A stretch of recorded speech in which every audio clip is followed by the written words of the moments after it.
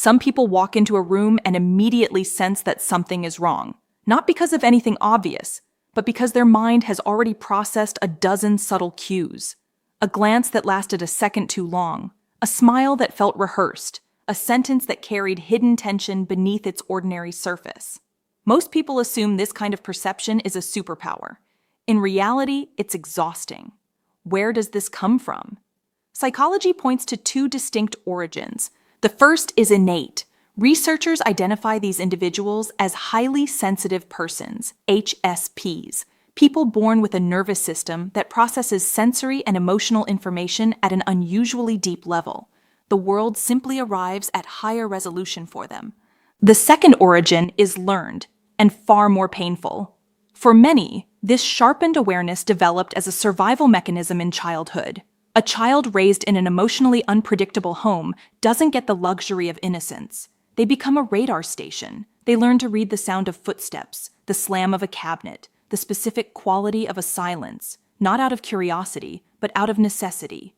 Their amygdala, the brain's alarm system, was chronically activated, quietly recording, "This environment is not safe. Keep scanning." Over time, that survival strategy becomes identity. As adults, they often look back and wonder what's wrong with them. Nothing is. They built an extraordinary tool under extraordinary pressure. How it shows up in daily life. Constant analysis mode. A simple Slack message, "Come see me for a minute later," isn't just a meeting request. It's a puzzle. Was the wording cold? Is something wrong? Their brain's default mode network, which governs self-referential thinking, runs almost continuously. They can spend an entire day sitting still and arrive home genuinely depleted because mentally they just ran a marathon. Relentless self-monitoring. They don't just feel emotions, they audit them. Sadness appears and immediately gets cross-examined. Why am I sad? Is this rational? I have so much to be grateful for. Even laughter gets analyzed mid-laugh. It's like trying to dance while watching yourself in a mirror, correcting your posture with every step. Technically precise, completely exhausting. Loss of relational innocence. Deep awareness eventually reveals the backstage of human behavior. A coworker brings coffee and offers a compliment, and instead of simply appreciating it, their mind quietly asks, "What does this person want?" They've learned, accurately, that kindness sometimes comes with conditions. This doesn't make them bitter, it makes them cautious, and often quietly lonely, because they're seeing a layer of reality that the people around them aren't even looking for. Empathy with no off switch.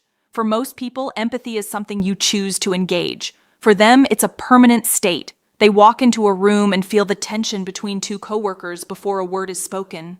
A friend mentions a painful experience, and 3 days later, that pain is still sitting in their chest. They become the emotional anchor in every room, the person everyone feels safe around, while quietly absorbing more than anyone realizes. The body keeps score.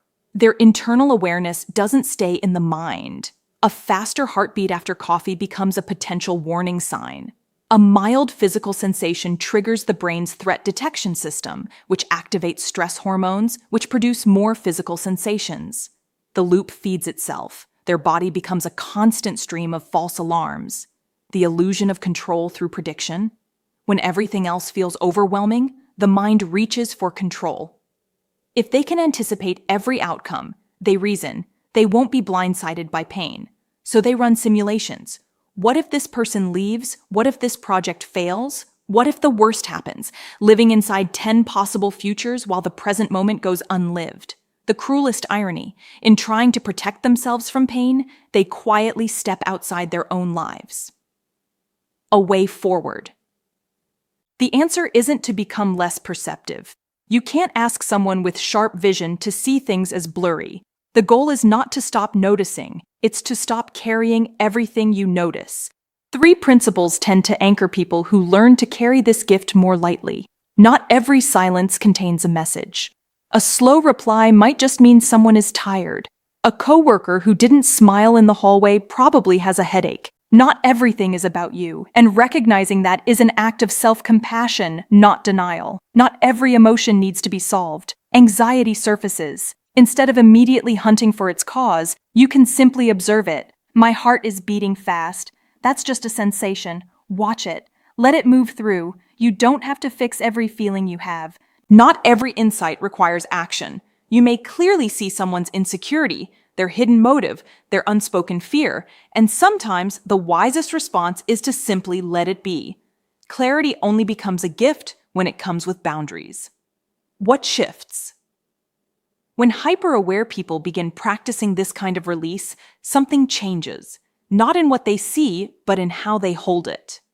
The awareness doesn't disappear, it matures. They still read rooms and people with remarkable accuracy, but they stop being pulled into every current they detect. They move from using awareness to predict to using it to be present. From fear to curiosity, the light in their mind shifts from a harsh laser, exposing every crack in every surface, to something warmer, still bright enough to understand human complexity, gentle enough to leave room for their own peace. Their quietness, when you notice it, is not detachment. It's a kind of hard-won wisdom, one that has learned to understand life deeply without being imprisoned by it.